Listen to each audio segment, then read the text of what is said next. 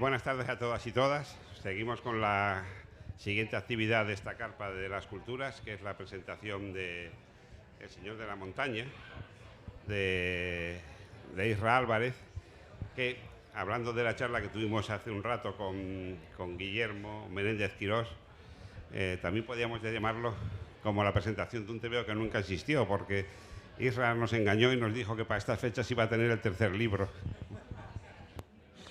Sí, lo dije. Pero bueno, no importa, lo tendrá para otra oportunidad y evidentemente con tener los dos primeros ya es suficiente para poder presentar la obra, ¿no? Marica, para hablar fuera, y no vayas lejos, que eres la siguiente. Bueno, eso, que el rapto de... No, sí, el rapto de Adosinda es el primero de los libros, el segundo es La ira del La gobernador. ira del gobernador. Y en breve pues tendremos el tercero, a no mucho tardar, según dicen las malas lenguas. En septiembre. En septiembre. Muy buena fecha para el retorno escolar, pero bueno, lo podrá presentar en el Salón de Avilés, o sea que perfecto. Lo que no sabemos es de cuántos, el tercero de cuántos. Pues la verdad es que yo tampoco lo tengo muy claro. Porque la historia, bueno, es la historia que todo el mundo conoce, la historia de la batalla de Covadonga. Y yo lo que me estoy centrando y lo que me está llevando más tiempo es el desarrollo de los personajes. En este primer libro, El rapto de Adosinda, va de exactamente de cómo cuando, según la historia real, bueno, real entre comillas, de la batalla de Covadonga, Pelayo deja a cargo de su hermana Adosinda, al cargo al moro Munuza, que era el valí del norte. Y el valí del norte estaba en Gegio, no Gijón, ni Gigia.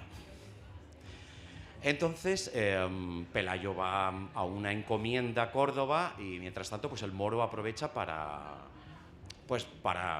trasquilarse a la hermana de Pelayo, cosa que cuando vuelve de Córdoba no le hace mucha gracia. Y mi historia no va de eso, porque creo que voy a decir algo que no suena muy bien, pero en aquella época, en el siglo VIII, estamos hablando del 718-19, lo siento mucho, pero a Pelayo, que se trasquilara a su hermana, no iba a montar una rebelión ni a enfrentarse a todo un ejército que estaban ocupando la península completamente. Entonces mi historia va de otra cosa. En este caso, la gente que está leyendo la obra le está interesando más el personaje de Adosinda, que tiene bastante más carácter y es mucho más importante y relevante que incluso el propio Pelayo, porque Pelayo es un vío, es una vía, es un conducto para contar la historia. La historia, lógicamente, va a desembocar en un conflicto armado. No tengo muy claro todavía de qué tipo va a ser. No sé si va a ser la crónica de Alfonso II, en la que 187.000 musulmanes están en el monte Ausueva, cosa que no caben, o si son los 300, que bueno, hay los 300 en toda la literatura y siempre hay 300 contra alguien, o si son los 30 asnos salvajes que contaban los musulmanes en las crónicas. No, y bueno, claro, es que Pelayo da para mucho, y de hecho Pelayo, digamos que es el mito central sobre el que se sustentan la mayor parte de los mitos o las interpretaciones sobre Asturias, incluso algunas totalmente opuestas, que se sustentan en el mismo Pelayo, ¿no? Por un lado está esa versión de naftalina y edulcorada de que Pelayo es el primer rey de España, la reconquista, bla, bla, bla, que es una idea que luego se va transmitiendo en otros tipos de interpretaciones en las que siempre está la figura de Pelayo unida a la Iglesia y al Estado central, al centralismo, a España y no a Asturias, y luego pues también sirve para la versión de por así decirlo, de la aldea gala, ¿no? Que siempre se ha tenido de Asturias. Un sitio irreductible que se ha rebelado contra los romanos, contra los musulmanes, contra los franceses, contra el gobierno, contra los franquistas y los moros que vinieron aquí en el 34. Entonces, digamos que sirve para todo. Pero precisamente por servir para todo puede ser un poco una figura un poco polémica, ¿no? ¿Tú por qué decides meterte en ese charco?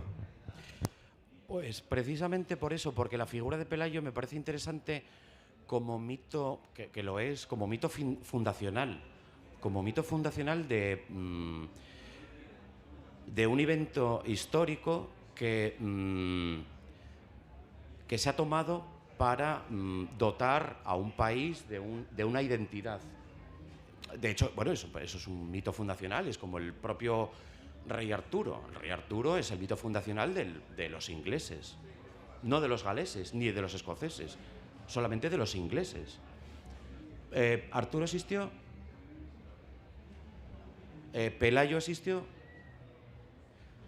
Pelayo no se sabe si era Astur, Asturromano, que podía haber sido Asturromano, Godo, Asturgodo, o es que no se sabe. Lo único que se sabe es el nombre, que el nombre sí es romano, o sea, Pelagius, que no es Pelayo, es Pelagius, es un nombre romano. Entonces a mí lo que me interesaba de eso es el mito, es algo con la que construir una historia. Me interesa más todo lo que hay alrededor de esa historia, pues una batalla tremenda, increíble, mítica, que parece una historia de ciencia ficción en la que mientras los musulmanes lanzaban flechas y piedras, rebotaban y les mataban. De los 187.000 que estaban allí metidos, murieron la mitad.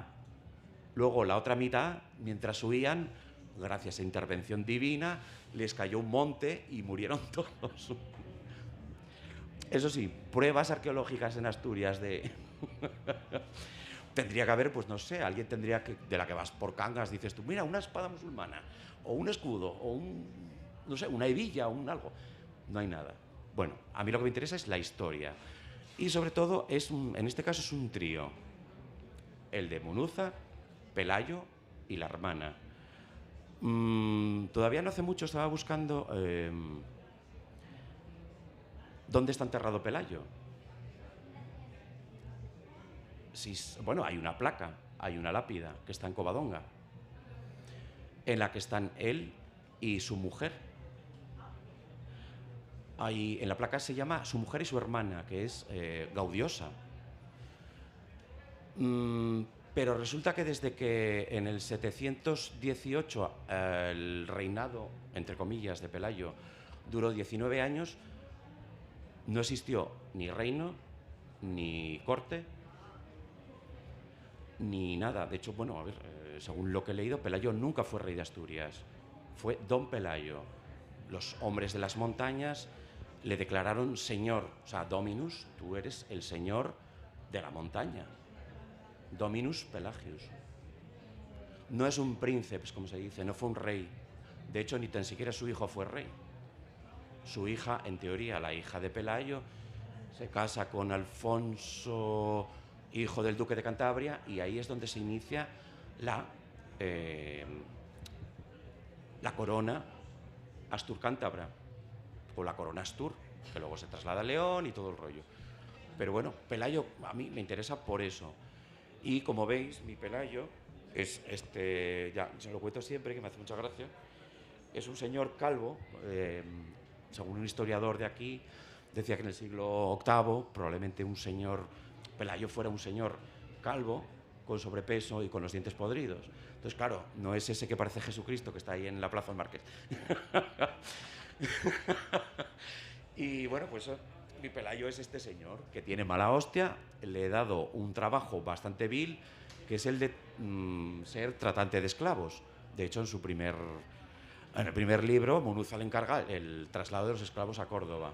Entonces, pues ya es básicamente un tratante de esclavos, mercenario, al servicio de los musulmanes que están pues viviendo allí, todos juntos, sin problemas.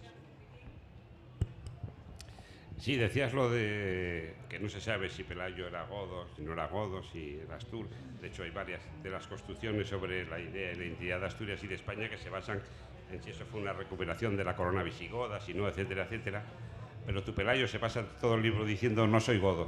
¿Por qué? Pues no lo sé, no lo tengo muy claro. Porque él no es godo, porque tiene un nombre romano y él es, pues, todavía no tengo muy claro lo que es y tampoco lo voy a decir. Para la historia tampoco no influye en la historia el saber de dónde eres, ni qué haces ahí, ni por qué estás ahí. Se dice en las crónicas que si Pelayo era un espartero de Rodrigo, que cuando perdieron la batalla de Guadalete tuvo que huir de Toledo y subir al norte, pero que ya conocía a las gentes del norte. Si eres un espartero de Rodrigo y estás en el sur, ¿cómo conoces a las gentes del norte, que aparte eran ariscas? Como decían, que Asturias era una zona mal romanizada y peor visigotizada. Pues ¿qué hacía Pelayo? ¿Que venía de vacaciones o de visita o a tomar un algo? No. Sí, que decías antes, ¿no? Que por lo que te comenta la gente, que les gusta más el personaje de Adosinda que el de Pelayo. Yo ahí voy a discrepar. Vale. Profundamente, porque el personaje de Adosinda es interesante, pero bueno, es una mujer que se encuentra en un contexto totalmente desfavorable y que utiliza las herramientas que dispone a su alcance para llevar a cabo sus intereses, ¿no? Sin embargo, a mí el personaje de Pelayo me interesa mucho más, ¿no? Porque es eso, ¿no? Es un tipo que tiene un trabajo bastante indigno, que tiene bastante mal carácter, que parece que le resbala todo, pero luego da la intención de que no le resbala todo. Quiero decir, Pelayo es un personaje mucho más complejo, desde mi punto de vista, con el que trabajar, porque incluso le puedes dar un giro en su comportamiento, porque digamos que él sí, vale, hace ese trabajo, pero claramente lo hace a desgana, ¿no? Tiene mucha más profundidad. Entonces, bueno, si quieres adelantar y si no, vamos a ver una evolución del carácter del personaje de Pelayo. Pues sí, por supuesto. A ver, el personaje tiene que evolucionar. De hecho, es el constructo del personaje básico del viaje del héroe. Pelayo ahora mismo está, como todos los héroes de todas las historias, está en modo negación. A un héroe en todas las historias siempre le reclaman entre una y dos y hasta tres veces que cumpla una misión o que inicie un viaje que le va a resultar difícil, algo a lo que no quiere enfrentarse, pero que al final, por lo que sea, por una cuestión, en este caso va a ser, lo puedo adelantar, por amor, porque se va a enamorar, va a realizar un viaje y va a enfrentarse a algo a lo que no tenía por qué enfrentarse, porque estaba muy a gusto. Munuza es colega suyo, le encarga trabajillos, vale, le paga bien. Entonces, pues no tiene mucho. De momento, Pelayo no tiene una relevancia muy importante en la historia. La va a tener, y mucha más. Y a mí uno de los personajes que más me gustan es el Valí. O sea, el Valí del norte, un man bin Naisa, aquí conocido como Munuza, que además muy simpático, en Gijón lo sabéis, que la calle Los Moros termina en la calle Munuza. Sí, sí. ¿Nunca os habéis fijado? Ah, vale. Bueno, para los de aquí. Bueno. Bueno, vamos a pasar a hablar de algunas de las cosas que más me llaman la atención, ¿no? de la obra, que una evidentemente es el formato, ¿no? No es habitual encontrarse los cómics en este tipo de formato últimamente, y es un formato que, digamos que, bueno, plantea tantas posibilidades como problemas, ¿no? Porque, claro, es pequeño, tal, lo que te permite jugar con otro tipo de estructuras de página, de construcción de las secuencias. ¿Por qué decidiste este formato? Bueno, el formato no lo decidí yo. Yo en este caso, esta historia se la presenté a una editorial y a Orfeus, y Nieves le encantó, dijo, para adelante, me encanta, tenemos un formato que se llama mini clandestinos, pero son muy pequeñitos, son 10 por 15, que es todavía más pequeño. Dije, bueno, vamos a buscar un formato un poco mayor. Dijo, bueno, tampoco... A ver, está hecho de tal manera que tiene el formato justo para el precio que tiene, que son 8 euros, muy baratito, 130 páginas, es como un manga, tiene tamaño manga, porque es un tamaño manga, 13 por 18, y sí, tiene la complejidad de que, claro, en este tamaño, pues, una de dos, o meto viñetas con mucho texto y hay poca imagen, o mucha imagen y no hay texto. Claro, si trabajara en un formato tipo álbum francés o tipo A4, pues sí, puedes meter más de todo. Pero la verdad es que me está resultando muy divertido y muy entretenido hacerlo en este formato, porque además me fuerza a dibujar de otra manera, un poco más sencillo, aunque al final no lo haga. Me suelo pasar en cuanto a texturas y demás, pero a la hora de narrar sí tengo que contar las cosas de una manera diferente, porque bueno, el formato es muy pequeño. Sí, pero precisamente pese a ello tú consigues sacar mucho rendimiento a ese formato. De hecho, me llama la atención, bueno, hay páginas expuestas en la obra de, perdón, en la carpa de exposiciones, que este año se llama Viñetas Asturias, que entregaremos el catálogo dentro de un rato en la otra carpa. Y precisamente algunas de las páginas que nos envió Isra, pues eran, como todo el libro, el trabajo es en lápiz y tinta digital, totalmente digital. Luego ya tiene otras obras en la exposición de cuando todavía usaba el papel. Supongo que usar el formato digital es para ir rápido, esencialmente, o sea que eso ya ni lo pregunto, pero me llama la atención porque, claro, al mandarnos los archivos, yo lo que hice fue ampliarlos. Y amplié algunas de las páginas en tamaño A3, que claro, ampliar esto en tamaño A3 está ampliando un mogollón. Y sobre todo las de paisajes que nos enviaste, que son una pasada, porque cuanto más las amplias, más guapas son. Son uno de las partes más interesantes del TVO, ¿no? Como a partir de ese formato tan pequeño, sin embargo, consigues hacer un trabajo con los paisajes en los que se desarrolla la historia, que da la impresión de que te has currado mucho.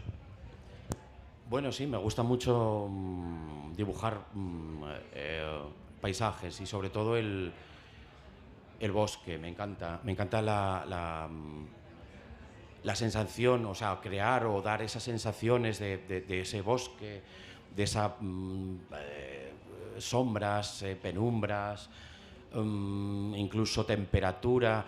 No sé si se nota mucho en el segundo libro, cuando Pelayo está en Córdoba, incluso cambio la manera de dibujar, porque en teoría hay más luz, los grises son diferentes, las sombras son diferentes, para dar a entender que estás en otro tipo de clima.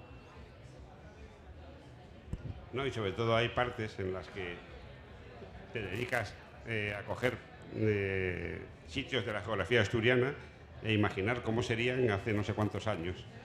Bueno, es que me lo invento todo. A ver, es muy fácil, ¿no? Como no hay documentación, pues me lo invento. Porque total, con dibujar árboles, si los dibujas bien y son reconocibles, ya está.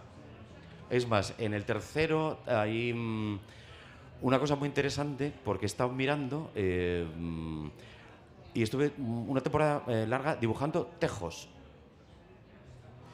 Tejos, porque el tejo es el árbol totémico de los astures. No es el roble, es el tejo. De hecho, hay una reunión de los nobles, de los nobles astures en el bosque de Tejos, que también es mentira, porque los tejos no hacen bosque. Los robles sí, los pinos también, los castaños, pero los tejos no hacen bosque. Tú, hay un tejo aquí, hay otro a 100 metros, pero bueno, yo he puesto 4 o 5 juntos y ya está, no pasa nada. Que hace 1300 años, igual no sabía, bueno, queda una tejada aquí, no me acuerdo dónde está, que es preciosa, pero eso, bosque de tejos, tejo milenario. Además, el tejo es uno de los árboles más longevos del mundo, porque el tejo no tiene tronco. Los tejos van creciendo al exterior, son como troncos y van haciendo un árbol. No tienen un tronco como tal. Bueno, no sé por qué estoy hablando ahora de árboles, pero bueno, porque estoy ahora con el tercer libro y estoy dibujando tejos. Y bueno, eso. ¿Y qué hay en esos bosques del tercer libro? ¿Por qué estás dibujando tantos tejos en el tercer libro? Porque van a una reunión secreta de noche al bosque de Tejos, en las que don Alonso... ¿has leído el 2? va a reclamar que hayan invadido su casa y se hayan llevado a su prometida. Claro, el Pelayo este dejó a su hermana, claro, a mí esa es la historia, a don Alonso, que es el cuarto en discordia. Don Alonso es un señor al que Pelayo, claro, como varón de la familia, o único varón en este caso de la familia, es el que tiene la potestad sobre las mujeres de la casa. Entonces él es el que decide con quién se va a casar su hermana. Claro, la hermana, pues en el primer libro ya lo ves, no está muy de acuerdo. Es más, hace lo posible para que... Entonces, claro, don Alonso en el tercer libro pues va a reclamar a los señores nobles de la zona que por qué no hicieron nada para defender su casa. Sí, y una cosa que se me pasó antes preguntarte con el rollo que nos estamos marcando, ¿por, ¿por qué escogiste una editorial que no fuera de cómics? No sé si conocéis, bueno, hay un evento de literatura fantástica aquí en Gijón, se llama Asturcon, y hacen unos speed dates con editores. Entonces yo les presenté este cómic a varias editoriales de aquí asturianas y la que me lo cogió fue Nieves de Orfeus, y que le moló y nunca había publicado un cómic. Dijo, me encanta la historia, me encantan los personajes, tal. Dije, Nieves, ¿sabes cómo va el rollo de...? Dijo, no, pero bueno, ya me lo cuentas tú. Pues ya está. Estuvimos hablando largo y tendido, están encantados conmigo porque, claro, no tienen que revisar nada. Tú cuando te llega un escritor, tienes que leértelo entero, revisar faltas, tal. Yo como ya se lo doy entero, listo para imprimir, bueno, las faltas hay alguna. Yo se lo envío a ciertos colegas que andan por aquí, me lo revisan, me lo miran. No, esta mano, no tal. Bueno, en el primer libro estuvimos una semana discutiendo cómo se cogía un hacho para cortar leña, sí, una semana. Bueno, son cosas que luego es una viñeta, sí, pero bueno. Entonces, pues Orfeus no es una editorial de cómic, no. Pero yo estoy encantado y ellos también están contentos, así que sin problema. Si nos llevamos todos bien. Bueno, te adelantaste a la siguiente pregunta, que era qué tal estaba la experiencia, que si estabas contento. Sí, ya sí. nos has dicho que sí por parte de ellos y por parte tuya. ¿Y ahora te vas a dedicar solo al Señor de la Montaña o durante este tiempo vas a meter otros proyectos por el medio? Por ejemplo, ¿cuándo tendremos más Cuchillos Negros? Pues Cuchillos Negros va a tardar. Bueno, de hecho lo estoy haciendo, pero no sé si lo has visto en Instagram, publicaba hasta hace un par de meses cada semana una tira de 6 viñetitas, continuando la historia de Nalón. Pero bueno, como tenía que acabar el tercero, pues dije yo, bueno, una de dos, paro, y ahora cuando acabe el tercero retomaré Cuchillos, pero va a ser online. ¿Por qué? Pues no lo sé. No lo sé, porque me gusta el formato y además lo estoy haciendo a color, cosa que no suelo hacer cómic a color. Lo hago siempre en blanco y negro y en Instagram puedo meterle colores, meto colores vibrantes y no sé, simplemente no hay una razón lógica. Sí, bueno. A ver, que si a alguien le gusta lo que está saliendo en Instagram y lo quiere publicar, pues yo encantado.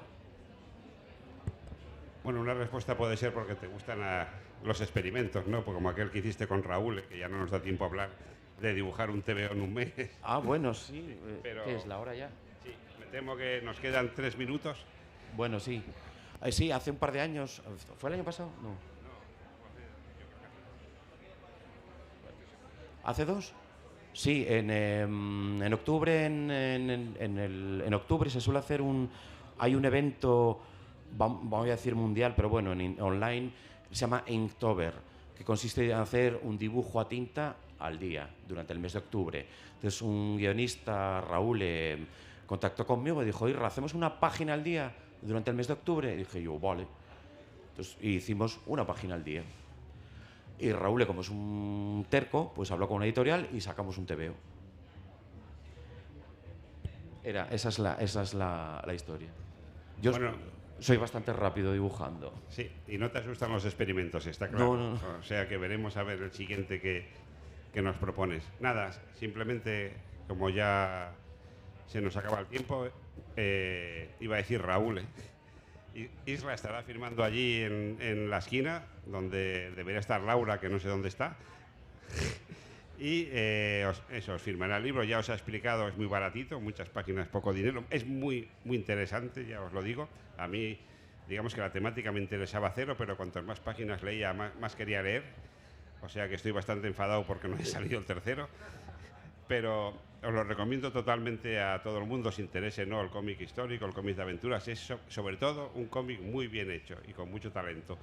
Y antes de que vaya a firmároslos, le despedimos con el aplauso que se merece. Muchas gracias.